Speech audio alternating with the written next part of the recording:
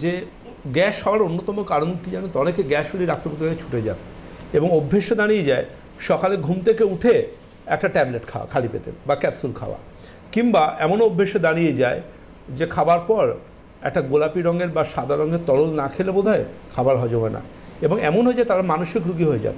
কিন্তু ঘুম থেকে উঠে গ্যাসের ওষুধটি খেতেই হবে। তারা এটা বোঝেন না যে গ্যাসের ওষুধটি আজকে সায়েন্স বলছে, আমি ডক্টর সেন দায়িত্ব নিয়ে বলছি, যদি আপনি ওই গ্যাসের ওষুধ কয়েক সপ্তাহ টানা খান, আপনার নানাবিধ শরীরের মধ্যে তার পার্শ্ব প্রতিক্রিয়া বা সাইড এফেক্টের মারাত্মক প্রভাব আপনি পাবেন,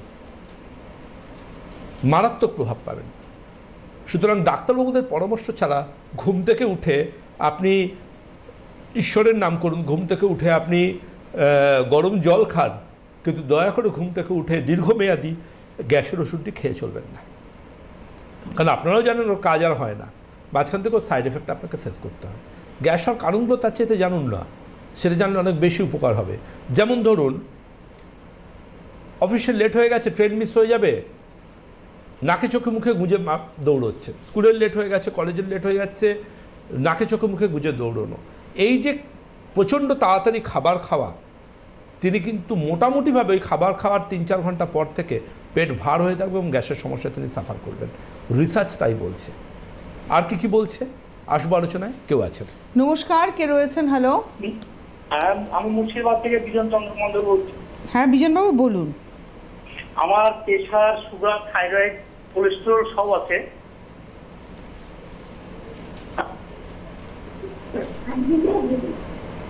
রিপোর্টগুলো পাঠিয়ে দিন, আপনার যা যা আছে, অনেক কিছু আছে আপনার, আপনি সব রিপোর্টগুলো পাঠিয়ে দিন। ওই রিপোর্টগুলো দেখে তারপর আপনাকে কোন মাসে অ্যাপয়েন্টমেন্ট পাবেন এক্সপার্ট টিম থেকে জানিয়ে দেবে।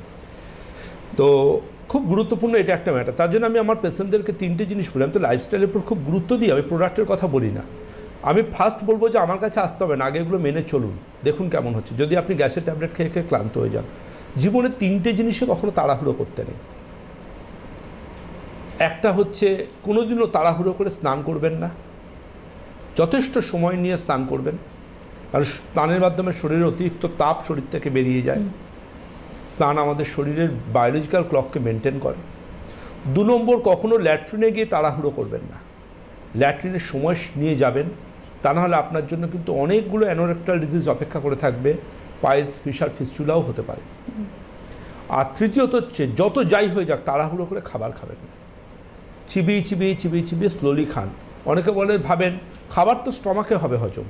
আমি বলি, স্টমাকে হজম হবে ঠিক কথা, কিন্তু সে হজম কার্য শুরু হয়ে যায় আমাদের মুখের লালা গ্রন্থিগুলো থেকে নিঃসৃত লালাটা দিয়ে, সালাইভা দিয়ে। আমাদের যে সাবম্যাক্সিলারি, সাবলিঙ্গুয়াল, প্যারোটিড, যে আরও অনেক যে গ্ল্যান্ড রয়েছে মুখের গলার দুপাশে, এগুলো কিন্তু প্রত্যক্ষ পরোক্ষভাবে হজমের সাথে রিলেটেড। এই স্যালাইভা কিন্তু আমাদের গুরুত্বপূর্ণ হজম শক্তির সাথে। সুতরাং আমাদের খাবারটাকে হজম করাটা ভীষণ প্রয়োজন। অনেকে দেখবেন রাত্রিবেলা শোয়ার পর মুখে টক জল উঠে আসে, আমরা বলি reflux disease, GERD, gastroesophageal reflux disease. অনেকে ভাবেন, আতঙ্কগ্রস্ত হয়ে পড়েন। ওটা ক্রনিক হলে কিন্তু সত্যি ইসোফেজাইটিস বা ইসোফেগাসে আলসারও হতে পারে খাদ্য নালীতে, এবং ওটা মারাত্মক দিকেও টার্ন নিতে পারে যদি সেখানে অন্যান্য সমস্যা থাকে, যেমন H. পাইলোরি বা হেলিকোব্যাক্টর পাইলোরির উপস্থিতি থাকে। তাহলে সেক্ষেত্রে কিন্তু মনে রাখবেন একটা কথা, সেটা হচ্ছে আপনি কিন্তু ছোটোখাটো কয়েকটা হোম রেমেডি করে আগে দেখুন আপনার এটা ঠিক হয়ে যায় কিনা। মুখে মাঝরাত্রে টক জল আসাটা, কিসে হোম রেমেডি?